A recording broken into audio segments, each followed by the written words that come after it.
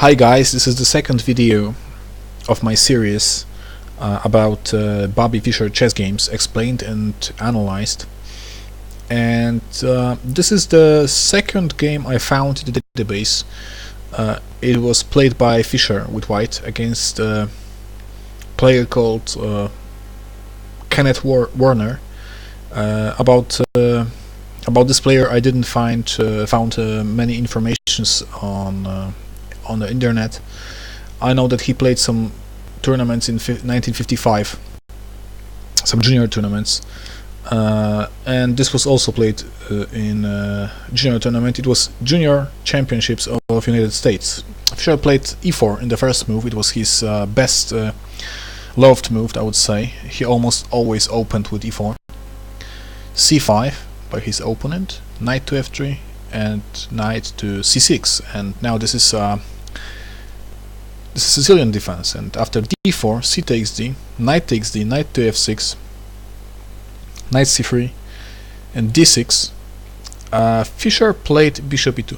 Previously, well, in the next years he played almost exclusively in this position, bishop to c4, which leads to so-called Sozin attack, or Fischer Sozin, which is how it's called nowadays. So bishop e2, and now instead of normal move e6, Black transposed to Sicilian dragon with g6 move.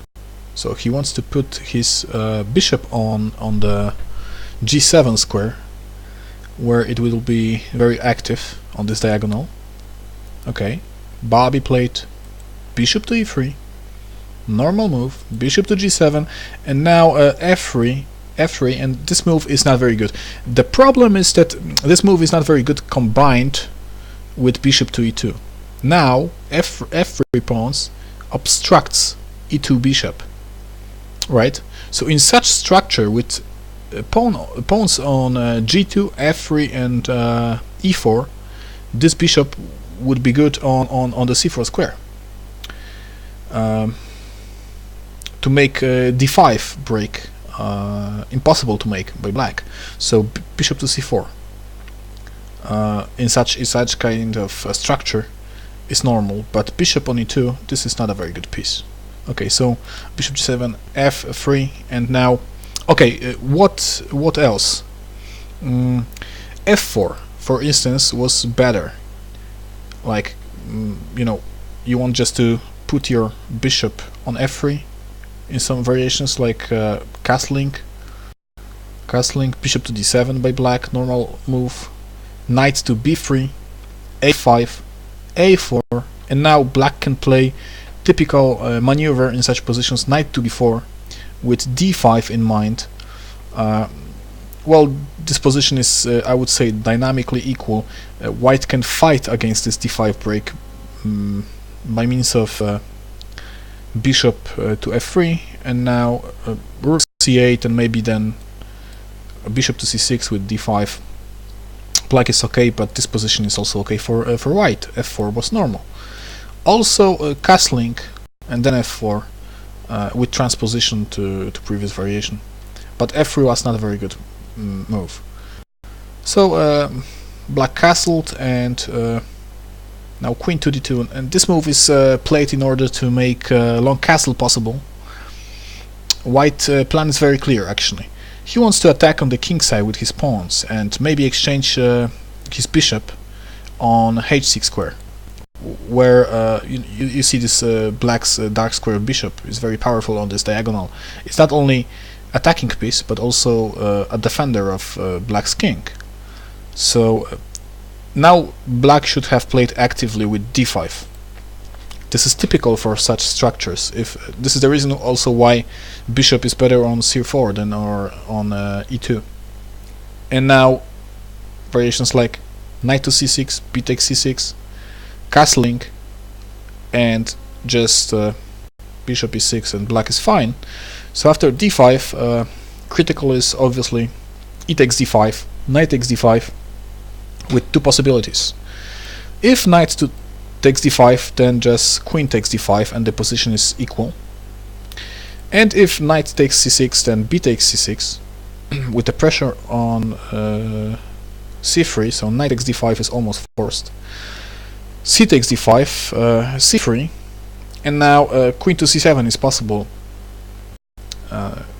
after which castling and rook d8 leads to equal position.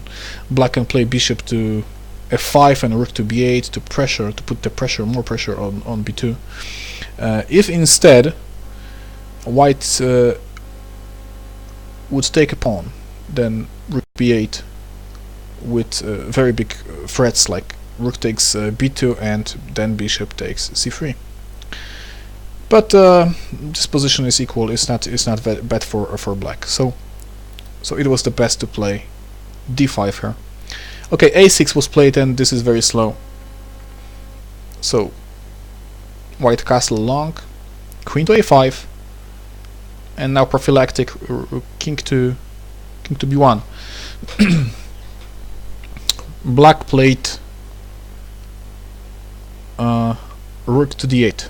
Okay, this is not a very good place for rook. This rook should go to c8.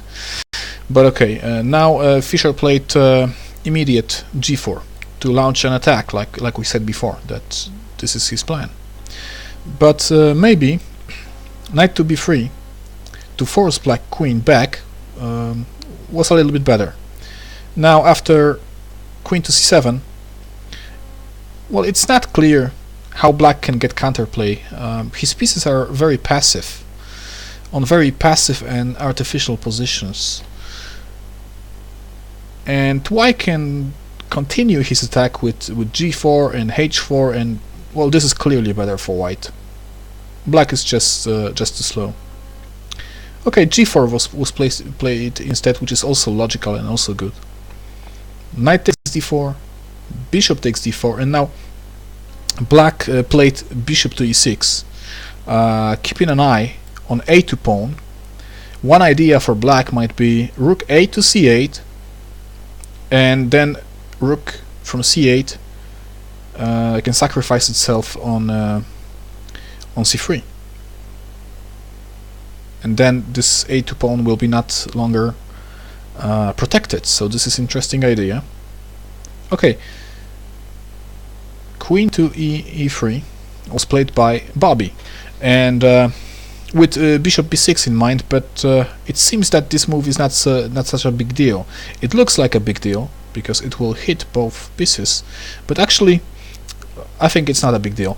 Now knight d7 was played by black in order to protect this b6 square, but also this is very slow. Instead of this, rook a to c8 was possible, with the idea of meeting bishop to b6, hitting both pieces, with stunning rook takes c3. And now there is a threat also of taking here with very strong attack. So if bishop takes a5, rook takes e3, bishop takes d8, rook takes e2, bishop takes e7, knight to e8, black will get in this variation very good position. For instance, if bishop d8 to escape with the bishop, then bishop to e5, and well, black is better. He's certainly better. His bishops are just dominating this position, and also h2 pawn is hanging, and it's not easy to fight for an advantage here with white. So rook ac8 was a possibility, but instead of this, Warner played knight to d7 to protect this b6 square, and Bobby played f4 here. Okay. Also, h4 is possible, and probably maybe even stronger. White seems to be very fast here with rook d to g1 and then h5, opening position of black's king, and probably just white is better, but also f4 is logical. Then now f5 is a threat, so black should play precisely here. Now black played bishop takes d4. Okay, the best move here in this position was rook 8 to c8 with the idea of sacrificing the rook on c3, but it's also not sufficient for equality. Bishop d4 was played instead of this, and then queen takes d4, knight to f6, hitting g4 pawn, but this knight will be pushed back by white pawns anyway, so this is not a very good square for a knight. Maybe it was better to try to play rook 8 to c8 and then to maneuver the knight somewhere here. But also this was also not sufficient for equality. But knight f6 was played. Bobby played f5, hitting the bishop. Bishop to d7, and now h4, bishop b5, and bishop to f3. Now, at this point, white is winning. His attack is very fast. While black attack is not existent. Black pieces are not coordinated very well. So, well, also black's king is not very safe because of ideas like g5 and h5. So white is winning here, but after rook a c8, which was played in order to generate some counterplay here, Fischer played not very good move. He took on b5 with knight. Okay, and this leads to opening of a file, and this c4 square might be available for a rook. But what else? Well, he could play. He could have played two moves: g5, attacking the knight, knight to d7, and h5 with very strong attack. This is winning. Okay. Also, knight to d5 is looks strong. With this move, white wants to exchange only defender of black's king. You can see that this knight is the only piece which is defending black's king. So this is also logical. And then white can proceed with attack with h5 and so on. Well, knight takes b5 was played instead, and after a takes b5, rook can move with a tempo to c4, and another rook can go to a8 with some threats. So now this position is not so clear. Well, it's better for white, but not winning immediately. Fischer played h5 here. Now, this is not the best move. It's also not losing, but it's not the best move. g5 was stronger.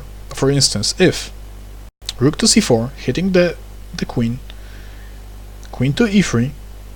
Now, knight is attacked, so knight to d7 and h5, and black king is alone against many pawns and pieces of his opponent. So white is winning.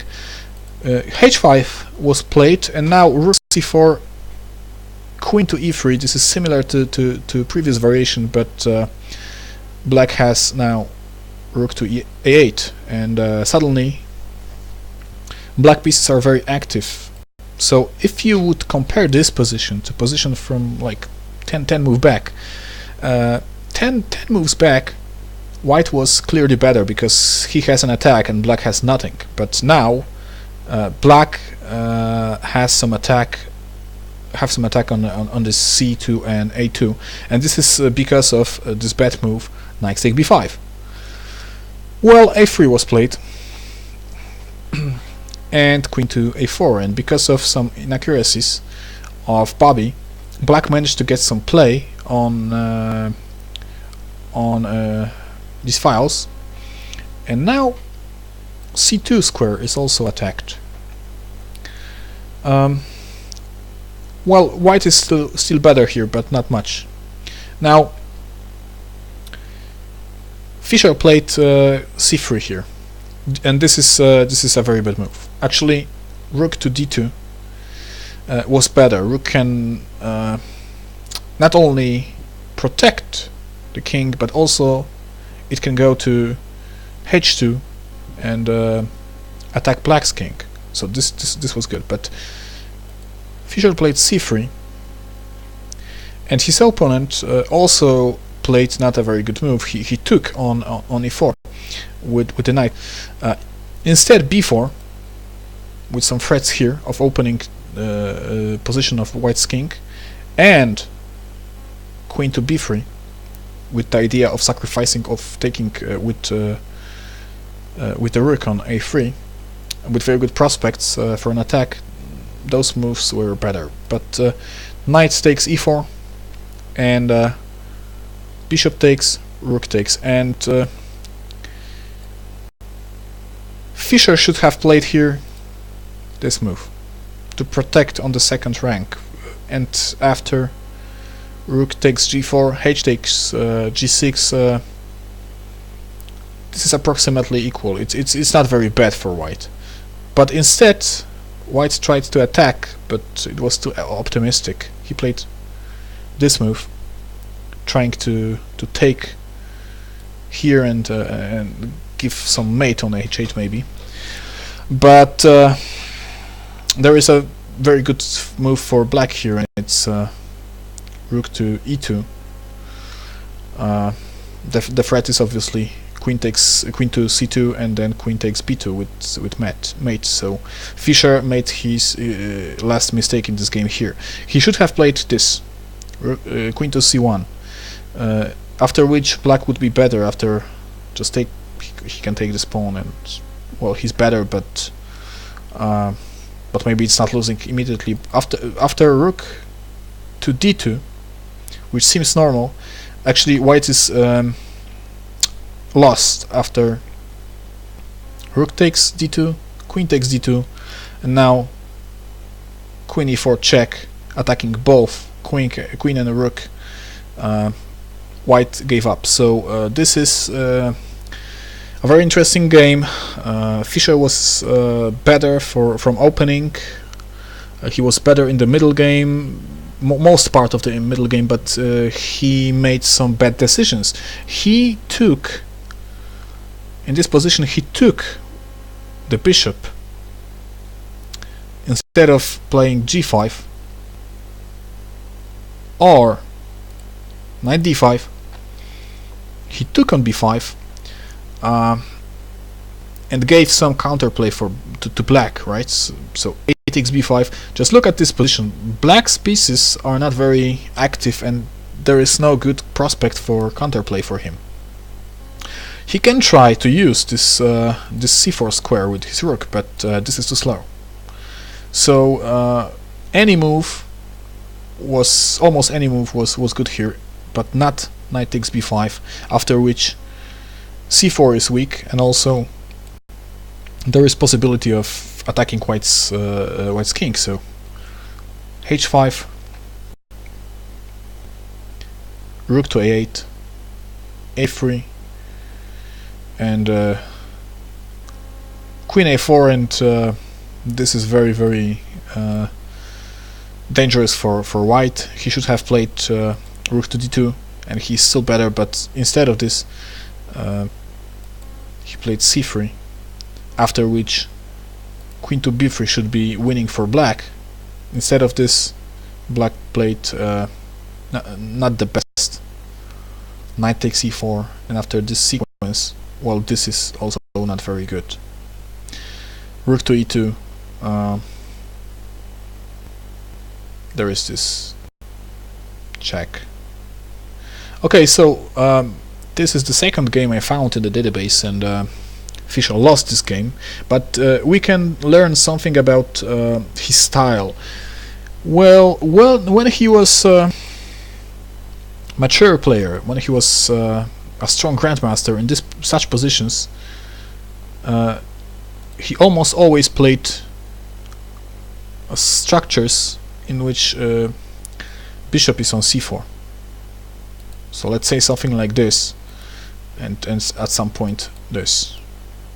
Yeah. In this game he played bishop to e2, and he played f3, which is not very good when bishop is on e2. So obviously he was not a very strong player here. I would assess his strength on about 1800, I would say, maybe even less.